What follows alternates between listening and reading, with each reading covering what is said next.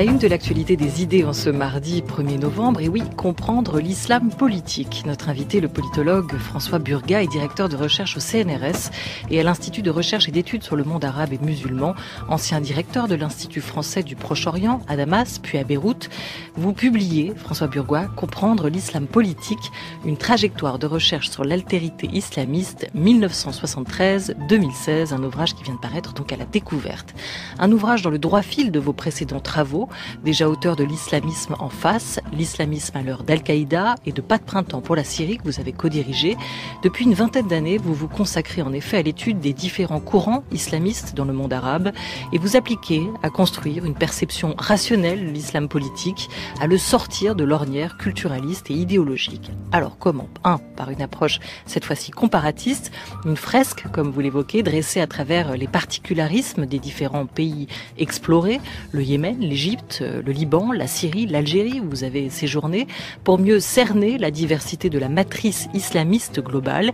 Et puis par une dimension plus personnelle, un effort de mémoire, ce sont vos mots, qui restitue des interactions entre un vécu personnel, une carrière professionnelle et une trajectoire de recherche. Bonjour François Burgat. Bonjour. Merci d'être avec nous. Ce livre est né d'une colère ou d'une incompréhension. Vous l'évoquez très rapidement dans les premières lignes. Quelque part, il y a pour vous aujourd'hui un gros contresens. Quel est-il ? Quel est ce contresens majeur qui, selon vous, existe dans l'analyse qui est faite des tensions actuelles entre le monde occidental et le monde musulman ? Merci de votre invitation. Vous me demandez l'effort suprême d'aller au cœur du votre dispositif. Ouvrage. Exactement, en quelques mots. Mais c'est faisable. C'est difficile, mais c'est faisable. Je dirais que les Français, tout particulièrement, les Occidentaux, mais tout particulièrement les Français, nous avons une difficulté à imaginer que des acteurs politiques, en l'occurrence ceux du sud de la Méditerranée, puissent faire de la référence religieuse un usage différent de celui que nous avons fait dans notre propre historicité. Lorsque la référence religieuse était un obstacle au processus de construction républicaine, puisqu'il était l'un des instruments de l'affirmation du pouvoir absolu de la monarchie. Nous avons des difficultés, et je vais faire un petit détour par le champ des féministes, peut-elle être des nôtres, celle qui ne critique pas sa religion comme nous autres ? Voilà la question à laquelle nous ne parvenons pas à répondre oui. Oui, pour autant que la référence religieuse soit dans l'historicité propre des musulmans, domaine du monde en fin de période de domination par les Occidentaux, ne soit pas une référence identitaire qui joue un rôle tout à fait différent de ce que la référence religieuse jouait dans notre propre histoire. Je crois que là, on est au cœur du malentendu, de notre incapacité à percevoir la légitimité de ces acteurs qu'on discrédite en les appelant islamistes, alors qu'il y a une cohérence pour autant que nous admettions, et c'est ce que je fais dire à Achille Mbembe, que notre expérience française n'a pas le monopole de l'universel. Il y a pu y avoir des trajectoires autres vers la construction républicaine. Et que des musulmans aujourd'hui prennent appui sur la fonction identitaire de leur identité religieuse, de leur appartenance religieuse, alors qu'ils sont encore dans un univers qui est dominé par les Occidentaux, c'est quelque chose que nous ne parvenons pas vraiment à comprendre. Et je dirais que c'est ça que j'ai décliné. Et puis, après, la seconde déclinaison, c'est que quand on prend appui sur les ressources symboliques de sa culture musulmane, on peut être gentil, on peut être méchant. Mais je dénie le droit des observateurs de dire on est automatiquement méchant. On est automatiquement conservateur socialement. Je dis non, c'est pas vrai. On peut prendre appui sur son patrimoine culturel propre pour légitimer des réformes sociales qui ressemblent beaucoup à celles que nous avons nous-mêmes fait en rejetant la référence religieuse. Alors toujours en regardant d'ici, c'est-à-dire, si on vous comprend bien, François Burgat, que faire du religieux un usage identitaire n'est pas forcément contraire à la modernité ou à la modernisation des sociétés, ou également ce retour du religieux n'est pas incompatible pour vous avec la démocratisation de ces sociétés ? Vous l'avez dit, je n'ai rien à rajouter. Bon. Il n'y a pas de relation antinomique avec un usage. Après, on verra qu'on peut faire toutes sortes d'usages. Hein. Disons tout de suite, l'islamisme, ça va de Rached Ghannouchi, qui a été l'artisan de l'adoption de l'une des constitutions les plus démocratiques et les plus laïques dans la Tunisie, jusqu'à El-Baghdadi, qui est l'extrême opposé. Donc il faut savoir ce qu'on met derrière l'usage de la référence religieuse. Mais oui, la grande erreur est de construire l'idée que l'usage de la référence religieuse est antinomique avec les progrès de la démocratisation et de la libéralisation au sens universel du terme. Qu'est-ce que vous, François Burgat, vous mettez derrière ces termes d'islam politique? Ça va de où à où? D'abord, je fais pas de fétichisme à l'égard de ce titre. Je vais vous dire un secret. J'avais utilisé le terme islamisme. Je l'utilisais 2 fois dans le titre puisque je disais une trajectoire de recherche sur l'altérité islamiste. Donc, on pourrait dire, vous n'avez pas cité le tout premier livre que j'ai fait, qui est maintenant dans la petite bibliothèque Payot, qui s'appelle L'islamisme au Maghreb, : La voie du Sud. Je dirais que c'est ça que je mets dans l'islam politique. C'est le lexique que les sociétés, au sortir d'une période de domination coloniale, remettent en vigueur, remettent en valeur pour refermer la parenthèse coloniale où les catégories symboliques importées ou imposées par la culture du colonisateur s'étaient substituées aux catégories symboliques perçues comme homemade, perçues comme endogènes. C'est pour ça que je dis attention, l'islamisme c'est pas seulement une question de résurgence du sacré. C'est le spectre de mobilisation de l'islamisme est beaucoup plus large. Ce qui fait la fonctionnalité de la référence religieuse, ce n'est pas son caractère sacré, ou ce n'est pas seulement son caractère sacré, c'est son caractère endogène.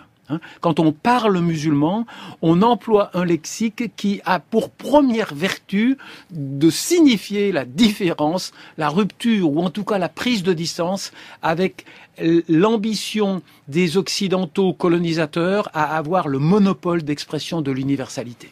Mais quand vous parlez d'islam politique, est-ce que ça va autant des partis qui se sont institutionnalisés jusqu'aux groupes islamistes radicaux? En gros, est-ce que pour vous l'islam politique c'est autant les frères musulmans que les chiites du Hezbollah, que les extrémistes de Daesh ou de l'État islamique? Absolument. Sous des formes diverses. Absolument. Non, c'est une définition englobante.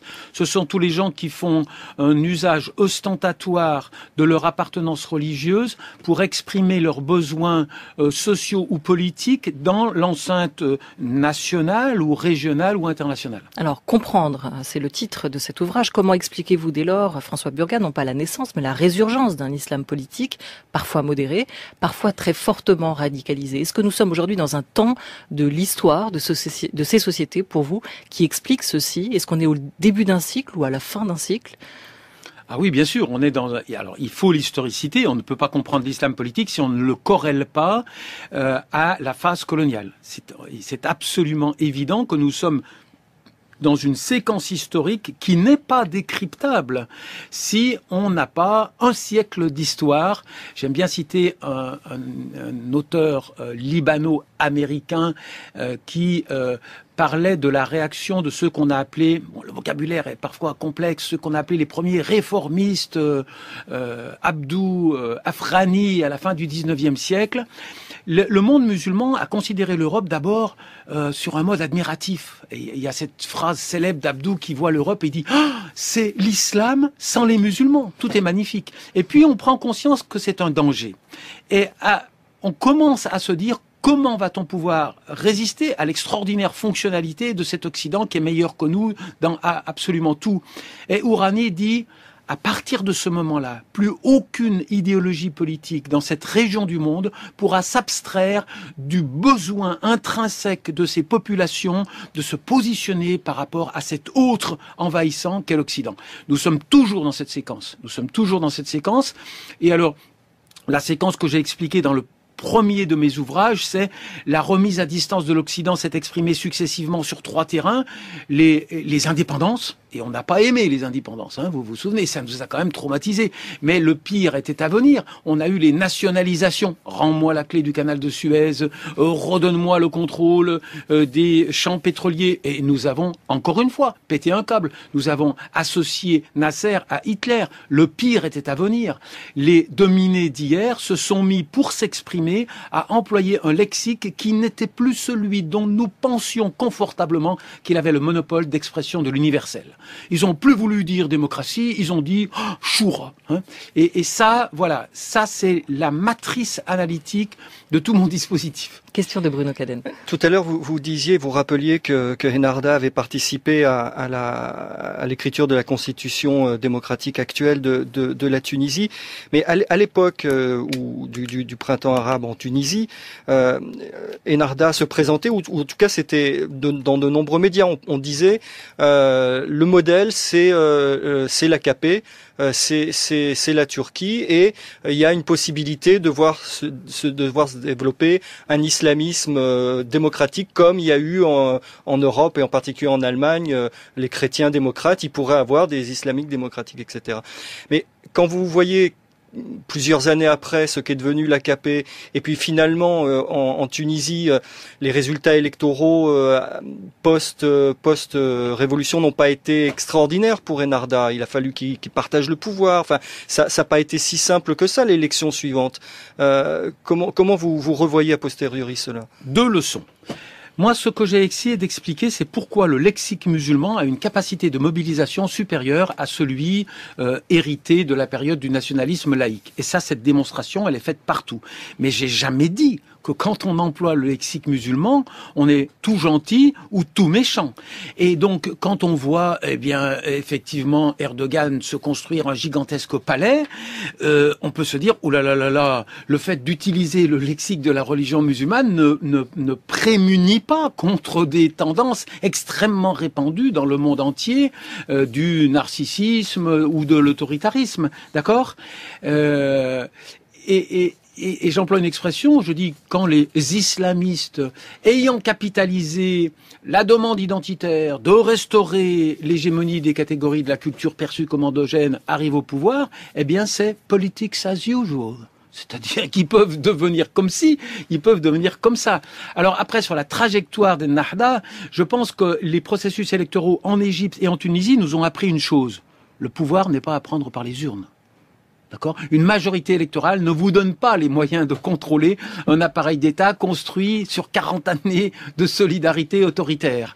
Donc, les Égyptiens, les frères musulmans égyptiens ne l'ont pas compris. Ils n'ont pas compris que quand ils ouvraient le tiroir de leur bureau de président, il n'y avait pas les instruments de contrôle, ni militaires, ni financiers, ni judiciaires, ni médiatiques. Et ils ont payé ce prix-là. Ce qui est dangereux dans l'expérience égyptienne, c'est que nous avons cautionné ça. Et ça, c'est intolérable. Les Tunisiens l'ont compris. Et ils ont fait marche arrière et ils ont adopté une attitude attentiste et réaliste qui est tout sauf une bérésina politique. Ils ont perdu 6% de points. Moi, je pense que n'importe quel parti qui aurait assumé la transition politique aurait de toute façon perdu, tellement les attentes de la société étaient importantes. Donc, je ne suis pas d'accord avec l'idée que la trajectoire de est face à une coalition hétéroclite qui est en train de se fissurer. L'histoire, c'est long. Attendons la suite. Mais juste un dernier mot sur la situation politique en Tunisie. Quand vous dites dans le livre, en fait, c'est la Marsa, pour faire simple, qui n'aime pas les islamistes, mais la Tunisie, c'est pas la Marsa. Alors pour préciser, la Marsa, c'est le quartier chic au nord de Tunis. Mais lorsqu'il y a eu les premières élections après la prise de pouvoir de Ennahdha, il n'y a pas eu que la Marsa qui s'est mis en opposition au parti. Alors l'opposition, elle est très faible, mais dans la situation de Ennahdha, il faut rappeler quelque chose. Ennahdha a fait un choix extraordinairement volontariste de gouverner au centre. Ennahdha s'est coupé d'une très très large partie de l'électorat islamiste potentiel. L'idée que l'idéologie éradicatrice de la Marsa est hégémonique actuellement en Tunisie est absolument erronée à mon sens, parce que aux voix de Ennahdha, il faudrait rajouter, malheureusement, si on raisonne en termes d'islamisme, les voix de tous les gens qui votent pas. Et ça fait beaucoup de monde. Donc l'idéologie, qui n'en est pas une, puisqu'il n'y a pas un singulier, c'est pas une grammaire, c'est un lexique. Le lexique islamique reste hégémonique dans un pays comme la Tunisie. François Burga, comprendre l'islam politique qui vient de paraître à la découverte est d'abord une réflexion sur l'altérité islamiste, telle que vous l'appelez. Quel est cet autre qu'on ne saurait voir, cet autre irréductible? C'est une réflexion que vous avez entamée en Algérie dans les années 70, poursuivie en Libye, en Égypte, au Yémen et enfin en Syrie. Ces différentes destinations vous ont fait percevoir un monde musulman qui est bien sûr loin d'être homogène. Est-ce que vous arrivez à nous dire en gros quelles sont les différences principales dans cette altérité, dans cette perception que vous en avez développée? Non, si vous voulez faire une palette de la diversité du monde arabe et musulman, oui, il y a des variables extrêmement précises. Quelles ont été les modalités d'entrée en contact avec les Occidentaux? Alors, à un extrême, nous avons l'Algérie, qui est l'archétype de la violence coloniale, parce qu'il y a la durée, il y a la violence extrême de la guerre de conquête, il y a la durée de la présence, il y a l'ambition d'assimilation culturelle du colonisateur. Après, vous avez des nuances. Les protectorats voisins laissent subsister sur le plan imaginaire, et c'est relativement important, même si on lui a couper les dents, pour employer une expression qui a des résonances politiques françaises intérieures récentes, même si on leur a coupé les dents, les autorités, le sultan et le bey permettent une identification à des autorités locales. Et puis la présence est moins longue, et puis il n'y a pas d'appropriation culturelle aussi forte. Et puis après, vous avez des terroirs comme le Yémen, où il n'y a pas eu de présence coloniale directe après le départ des Ottomans en 1911 et en 1918. Donc ça, c'est une première catégorie. La deuxième, c'est qui étaient les régimes? Est-ce que le régime, c'était une monarchie comme les Saouds ou au Maroc? Est-ce qu'ils gouvernaient au nom de Dieu? Ou est-ce que, comme Bourguiba, il buvait un verre de jus d'orange en plein milieu du mois de Ramadan? Ou est-ce que, comme Boumedienne, il disait le Coran ne suffit pas à nourrir le ventre des affamés? Et nous avons donc là une nouvelle variable. Et puis après, nous avons les politiques occidentales dans cette région, la nature encore des relations qui ont été menées avec les régimes. Nous aimons bien les dictateurs, pourvu que ce soit des dictateurs soumis. Nous aimons pas les dictateurs rebelles. Donc, il y a cette variable avec Kadhafi. Kadhafi était un dictateur, mais c'était un dictateur rebelle. Donc, il y a eu une tension qui a pu répondre à la demande identitaire d'affirmation nationaliste, ce qui n'a pas été le cas en Tunisie, par exemple. S'interroger sur l'autre, c'est effectivement s'interroger sur le regard que nous posons sur l'autre. Et comme vous l'écrivez, pour soulager nos angoisses domestiques, préférant chercher loin de nous l'origine des turbulences auxquelles nous sommes pourtant étroitement associés, nous focalisons notre attention sur l'islam de l'autre et rêvons de le modeler à notre image. De là est née une récurrente tentation, remodeler à notre profit les références de cet autre que nous avons érigé en adversaire idéologique, en empêcheur de moderniser en rond. Vous avez évoqué les dictateurs, on va peut-être du coup essayer de comprendre un peu, selon vous, ce qui s'est passé en Syrie. Alep est toujours sous les feux, de part et d'autre. Aujourd'hui, c'était évoqué dans le journal de Bruno Caden à l'instant. Moscou a estimé que la reprise du processus de paix n'est plus d'actualité. La faute aux puissances occidentales qui ne parviennent pas à faire cesser les violences commises par les extrémistes islamistes syriens, nous dit le ministre de la Défense russe. Vous avez signé, François Burga, une tribune dans Libération il y a quelques jours, le 27 octobre dernier. Arrêtons la main de Poutine à Alep. C'était le titre de cette tribune. Qu'est-ce qui se joue actuellement en Syrie, François Burga? Sommes-nous dans un laisser-faire? Oui, se joue l'écrasement militaire de la totalité de ce mouvement qui nous avait séduit, qui est la protestation, la racine du conflit syrien. C'est une protestation transsociale, transconfessionnelle contre un régime extrêmement autoritaire qui était arrivé à ses fins. C'est ce que vous écrivez, à la Syrie, dont vous dites qu'à l'origine de la crise est assez simple. La révolte d'une population contre un dictateur, ça s'est complexifié avec l'internationalisation de la crise et avec notre incapacité à considérer comme légitime, notamment les forces islamistes, à contribuer à l'échec du printemps syrien et à accentuer cette crise. Vous avez tout dit, là, il me reste plus rien à dire. Si, continue. Non, la crise s'est complexifiée du fait de la diversification des agendas de ceux qui se sont approcher du gâteau syrien. Hein. Quand il y a une crise, eh bien, les acteurs internationaux en font une lecture dont ils espèrent qu'elle va leur apporter des dividendes. Si on devait qualifier la diversité de ces agendas, il faut surtout dire que l'internationalisation a été dissymétrique. Ceux qui ont aidé le régime sont des gens très bien. Ils ont fait, entre guillemets, ils ont fait le boulot sérieusement. Ils ont été à l'essentiel, verrouiller la protection diplomatique du régime, assurer son hégémonie militaire. Ceux qui ont aidé l'opposition, les pauvres, hein, ils étaient répartis dans toutes les capitales de la Terre, et évidemment au Caire du temps de Morsi, à Doha, à Riyad, à Paris, à Washington, on n'avait pas la même perception, et donc ils n'ont jamais véritablement coordonné leurs efforts, et surtout, c'est ça le cœur du problème, ils ont perdu confiance dans les élites qui naissaient du processus révolutionnaire. Juste une petite image qui me paraît extrêmement importante. Le drame de la révolution populaire syrienne au sens le plus légitime du terme, c'est qu'elle a accouché de deux révolutions parasites. La première, c'est la révolution des Kurdes, on pourra en parler. La deuxième, c'est la révolution des radicaux djihadistes, qui avaient des temporalités et des finalités et des modes d'action différents de la grande révolution syrienne. Eh bien, le problème, c'est que ceux qui défendaient la révolution contre le régime se sont focalisés sur ces deux révolutions parasites. Les Turcs ne regardent plus la crise syrienne que par le prisme kurde. Et les Occidentaux ne regardent plus la crise syrienne que par le prisme du djihadisme. Et ils font une lecture extrêmement égoïste de la gestion de leurs intérêts. Ils veulent prévenir, mais de façon très maladroite et contre-productive, mais ils veulent prévenir les occurrences de terrorisme sur leur territoire. Et au nom de ces intérêts extrêmement égoïstes, ils ont abandonné complètement la masse de la population, l'écrasante majorité de la population qui, elle, souffre des actions du régime et de ceux qui lui permettent d'exister, c'est-à-dire l'Iran et la Russie. Mais vous le dites, l'opposition quand même a muté quelque part durant toutes ces années en différents groupes. Il fallait soutenir quoi, les groupes radicaux simplement parce qu'ils s'opposaient au régime de Bachar el-Assad, quitte à ce que le remède après soit pire que le mal? Non, c'est pas simple. Je dis pas que c'est simple. Hein. C'est très ambitieux de ma part de parler en noir et blanc. Mais je dirais qu'il y a quand même une frontière qu'on n'a pas construite. Il y a des groupes qui avaient un agenda anti-occidental explicite. Et il y a des groupes qui n'avaient pas d'agenda anti-occidental. Notre frontière aurait dû être celle-là. Or moi, je puis vous assurer sur le terrain, j'ai vu des situations en côtoyant les groupes armés en Jordanie où un représentant d'un groupe armé me disait on n'a plus qu'à changer de nom parce qu'on s'appelle Ahl Sunna. Et moi, en ironisant, je dis Ahl Sunna en français, ça veut dire le bon chrétien, quoi. Bon, ça veut dire le brave mec, celui qui a une bonne foi. Eh bien, nos services n'avaient pas la boîte à outils qui leur permettait de faire la différence entre des groupes qui avaient un agenda anti-occidental auquel on était légitime à s'opposer et des groupes qui étaient inscrits dans le tissu de la culture dont je vous ai parlé, de celle où la référence religieuse est en empathie totale avec la population et réciproquement.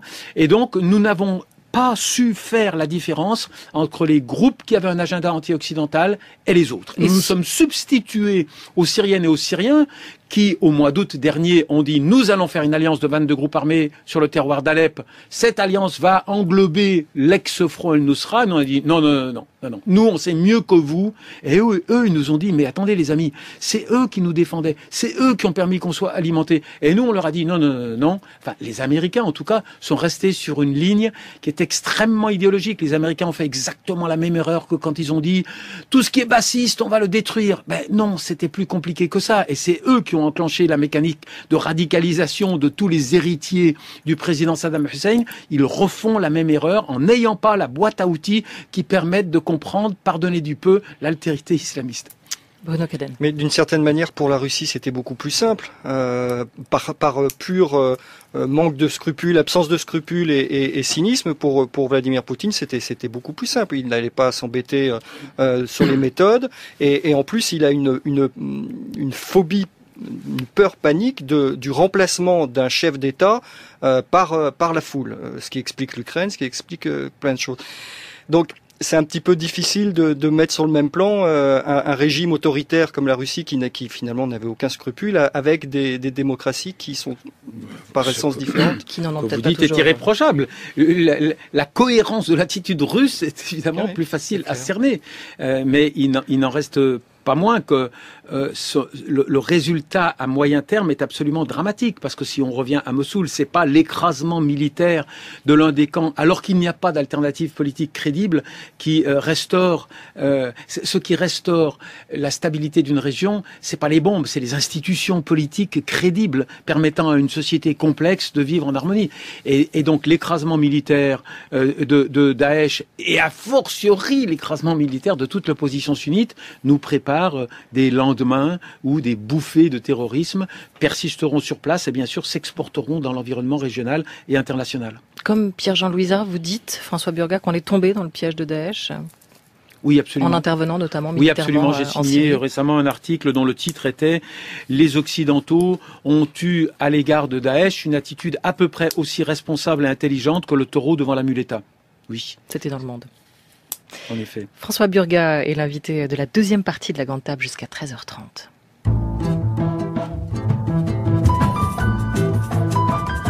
France Culture. La Grande Table. Olivia Gesbert. François Burgat, vous êtes intervenu récemment en janvier devant la commission parlementaire au Sénat et vous avez dit le problème... À l'Assemblée nationale. À l'Assemblée nationale. Le problème, c'est pas les musulmans de France. Le problème, c'est la France. Vous défendez l'idée quelque part que nous avons une part de responsabilité évidente dans notre infortune djihadiste, que les racines du djihadisme sont profondément implantées dans notre politique, au cœur, écrivez-vous, du mal-vivre, des cibles mal choisies de nos politiques étrangères, ou des mal-aimés frappés par les mécanismes d'exclusion d'un pan entier de notre nation. Alors ça, c'est la grande question qui nous préoccupe évidemment aujourd'hui en France, dans ce rapport avec l'autre. C'est comment expliquer le djihadisme, et à la question quelle causalité, il y a des points de vue très différents qui s'expriment depuis quelques mois, depuis les attentats qui ont frappé la France en 2015, des clivages qui refont jour au sein de la communauté des chercheurs spécialistes de l'islam et du monde arabe. Deux points de vue notamment auxquels vous vous référez directement dans votre ouvrage et que vous nuancez, pour pas dire vous vous y opposez d'une certaine manière, celui d'Olivier Roy qui vient de faire paraître un nouvel essai, Le djihad et la mort. Il revient sur ces concepts, ces notions qu'il a longtemps mises en avant, le nihilisme générationnel et l'islamisation de la radicalité, dans cet ouvrage où il explique la fascination pour la mort des djihadistes qui ont opéré sur le territoire français. Et puis Gilles Kepel, qui publie justement cette semaine un recueil de ses chroniques sur France Culture, La fracture, chez Gallimard, et qui lui met vraiment la question du religieux au cœur de ses causalités. On va les écouter et on revient avec vous sur cette question après. Alors, si la majorité des terroristes vient bien des secondes générations, il y a quand même plusieurs phénomènes frappants. Le nombre de convertis. On peut pas dire que les convertis viennent de milieux qui soient spécialement opprimés, surtout quand ils viennent de Normandie ou de Bretagne. Il y a le fait que la révolte reste essentiellement concernée par les secondes générations, sur 20 ans. Donc on se dirait, bon, si c'est une protestation contre la situation des banlieues, on verrait arriver assez massivement les troisièmes générations.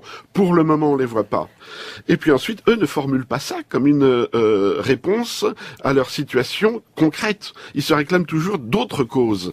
L'islam mondialisé, ils vont parler de la Tchétchénie, de la Palestine, des Ouïghours, etc. Aucun d'entre eux ne se réfère à son père, c'est-à-dire au pays et à l'histoire de son père. Les Algériens ne parlent pas des parachutistes d'Alger. Quand ils passent au terrorisme, ils vont vous parler des croisés. Les Bangladeshis qui ont assassiné des Italiens il y a quelques semaines, c'est pareil. Ils ont dit qu'ils ont assassiné des croisés. Ils sont jamais insérés dans des combats réels. À partir du moment où ces attentats sont faits au nom d'une conception probablement dévoyée d'une religion, on les a entendus, le Conseil des imams de France, de Daomeskin, le CFCM ont condamné les choses certainement, mais je pense que ce phénomène ne pourra être éradiqué qu'à partir du moment où ses bases sociales seront éradiquées. Ce n'est pas simplement la dimension policière est bien sûr importante, elle est fondamentale, mais elle montre ses limites même face à un événement comme celui qu'on a évoqué en détail tout à l'heure. Et donc là, il y a un changement de niveau à mettre en œuvre. Je ne suis malheureusement pas sûr que nos dirigeants en aient pris véritablement la conscience. C'est un enjeu qui menace, c'est une guerre de civilisation qui menace notre société dans l'ensemble de ses composantes.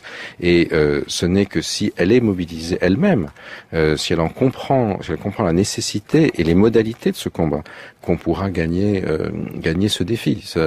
Il est clair que ce n'est pas simplement les institutions de l'État qui sont mises en cause, c'est chacun d'entre nous.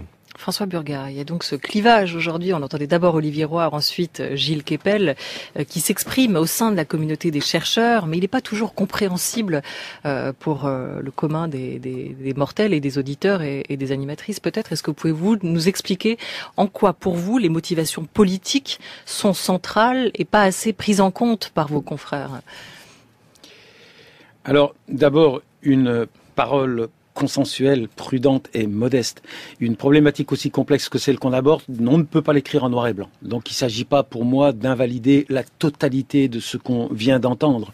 Il y a une phrase de Gilles Kepel quand il dit « la réponse policière ne pourrait jamais suffire, c'est bien la matrice sociale que je peux très facilement m'approprier. Je peux m'approprier des pans entiers de la contre-proposition d'Olivier Roy, surtout lorsqu'il s'en prend au centralisme de la thèse de Gilles Kepel. Je vais prendre un registre métaphorique. Pour nous expliquer la violence à laquelle nous sommes confrontés dans notre société, il y a une vieille explication, c'est celle du sens commun, solidement portée par une partie du spectre académique, je vous laisse mettre des noms, qui est « ce sont des fous de Dieu ». Fou de Dieu, merci pour elle se porte très bien cette théorie. Et puis nous en avons une autre, c'est des fous tout court.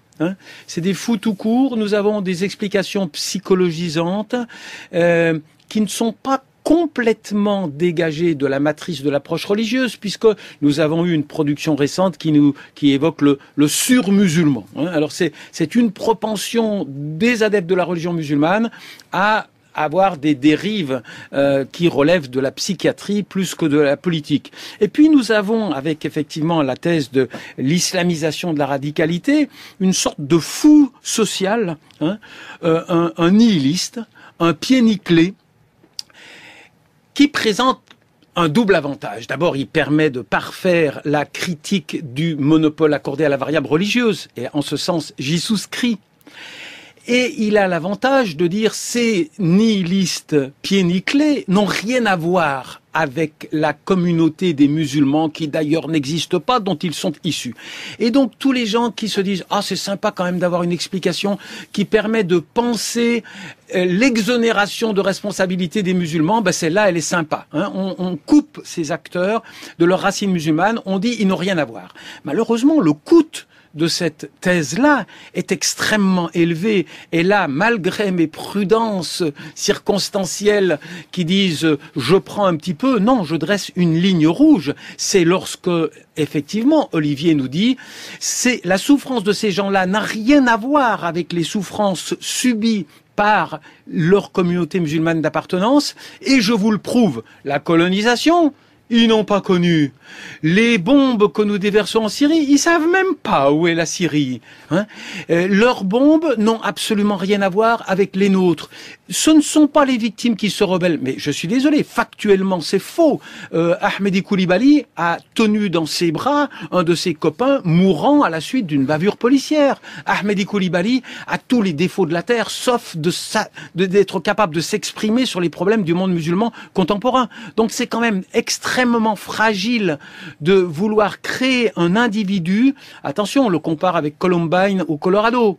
Il n'y a rien qui peut s'expliquer par son appartenance à cette partie du tissu national français qui est stigmatisée depuis la période coloniale. Et ça, pour moi, c'est inacceptable. Et ce qui est essentiel pour vous, c'est de comprendre que la seule référence religieuse ne suffit pas à expliquer les motivations des acteurs. Oui, bien sûr, ça j'ai balayé du djihad d'un ou de revers de politique, plume. et mais on là, en revient effectivement. Tout le monde est d'accord. Il y a une majorité de l'académie qui se démarque de Bernard Lewis et de la thèse du néocon, comme quoi il y aurait quelque chose d'inhérent à l'appartenance musulmane qui produirait de la violence. Ça ne fonctionne pas, ça. Et c'est pourquoi il faut, selon vous, se replonger dans les racines historiques et les motivations politiques de ce rapport, de cette relation aussi entre l'islam et l'Occident. Ces deux thèses ont pour moi en commun un dénominateur que je réfute, c'est qu'elles nous interdisent de penser la part de responsabilité responsabilité des non-musulmans dans cette alchimie qui fabrique de la violence. Et maintenant, on va où? C'est le dernier chapitre aussi de votre ouvrage, François Burgas, dans lequel vous appelez et vous insistez sur la notion essentielle selon vous de partage, l'arme de destruction massive du terrorisme, et tout simplement la réaction à ça, c'est le partage, non peu apprécié chez les détenteurs du pouvoir. Il faut donc partager, ce sera le partage ou la terreur. Merci beaucoup François Burgas. Comprendre l'islam politique vient de paraître aux éditions La Découverte. Merci à vous Bruno Cadenne et à toute l'équipe de La Grande Table.